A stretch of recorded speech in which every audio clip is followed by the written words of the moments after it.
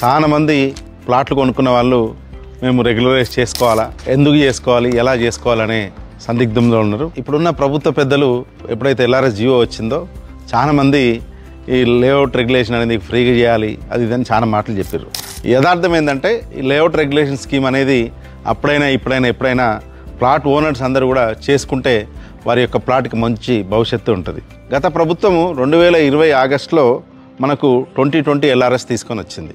దానికన్నా ముందు 2015లో కూడా కేసీఆర్ గారు ప్రభుత్వం తీసుకొని వచ్చింది.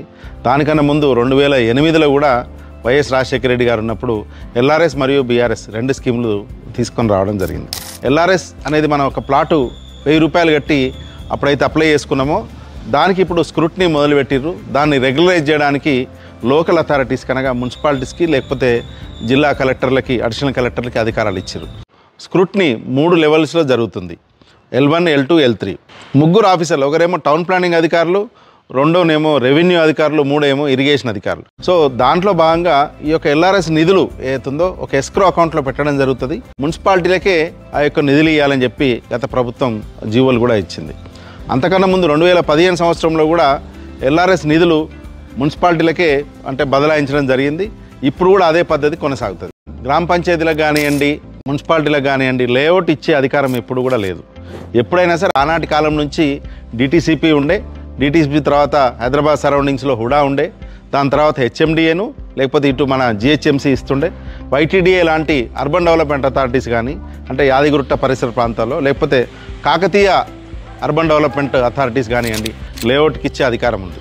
కాబట్టి చాలామంది అప్పుడు ఆ రోజున్న డెవలపర్సు గ్రామ పంచాయతీ లేఅవుట్ అని చెప్పి డెవలప్ చేసి ఎట్లాంటి ఇన్ఫ్రాస్ట్రక్చర్ లేకుండా, ఇన్ఫ్రాస్ట్రక్చర్ అంటే రోడ్లు, డ్రైనేజ్లు, ఎలక్ట్రిసిటీ లేకపోతే వాటరు ఇట్లాంటివన్నీ ఇవ్వకుండా ఆ రోజు ఊరుగా ప్లాట్లకు కడీలు వాతి మనకున్న మట్టి బాటలతోటి లేఅవుట్లోని ప్లాట్లు అమ్మడం జరిగింది.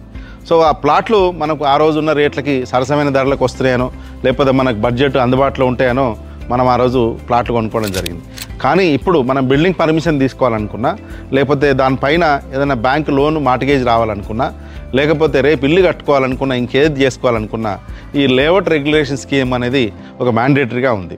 రిజిస్ట్రేషన్స్ కూడా మనకి సులభంగా ఆ యొక్క ఎల్ఆర్ఎస్ ఉన్న ప్లాట్లకు కావడం జరుగుతుంది. దీని ప్రధాన ఉద్దేశం ఏంటంటే 1000 రూపాయలు కట్టుకున్న వాళ్ళు ఎవరైనా సరే మనకు ఓపెన్ స్పేస్ ఛార్జెస్ కానివ్వండి లేకపోతే లేఅవుట్ రెగ్యులేషన్ ఫీజెస్ కానివ్వండి ఇవన్నీ కట్టుకున్నట్టయితే ప్లాట్లు కొనుక్కున్నప్పుడు ఎంతైతే రేట్ ఉంటుందో దానిపైనే 14% కానివ్వండి లేకపోతే 10% ఓపెన్ స్పేస్ ఛార్జెస్ కానివ్వండి ఇవన్నీ కూడా పడతాయి. సిటిజన్స్ అందరికీ కూడా ఎల్ఆర్ఎస్ మనం రెగ్యులరైజ్ చేసుకున్నట్టయితే డెవలప్మెంట్ ఛార్జెస్ తక్కువ పడతాయి. అట్లాగే రేపు మనం బిల్డింగ్ పర్మిషన్ అప్లై చేసుకున్నట్టయితే డెవలప్మెంట్ ఛార్జెస్ అనేది లేకుండానే ఓన్లీ బిల్డింగ్ పర్మిట్ ఫీ మాత్రమే కలెక్ట్ చేయబడుతుంది. కొత్తగా ప్లాట్ కొనుక్కునే వాళ్ళు అంటే సెకండ్ సేల్ కొనుక్కునే వాళ్ళు ఎవరైనా ఉన్నా ఎల్ఆర్ఎస్ కట్టినాకనే ఆ యొక్క ప్లాటుని కొనుక్కోవాలి.